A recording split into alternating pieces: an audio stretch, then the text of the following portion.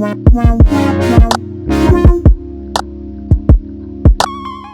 everyone, and today we're going to be showing you our high quality Plaster-in Aluminium LED profiles.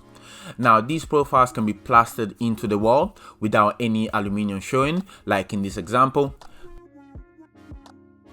So what we have here is our trimless recessed Plaster-in profile, which can be used to recess the profile into the wall.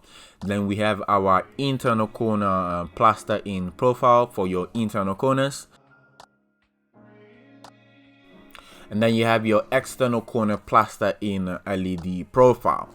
And the maximum width of a LED strip that these profiles can take is up to 15 millimeters. Of course, you'll be provided with 2 end caps per profile. However, if you do need open caps, these are sold separately on our website. And lastly, we do recommend going for high density LED strip if you want to avoid any spotting within your LED profile. For this example, we're using 700 LEDs per meter, and as you can see, there's barely any spotting within the profiles. For more information, you can visit our website, Hi-Line and don't forget to click on the subscribe button underneath this video. You can also follow us on our Twitter and Instagram page. Thank you very much for watching, and see you next time.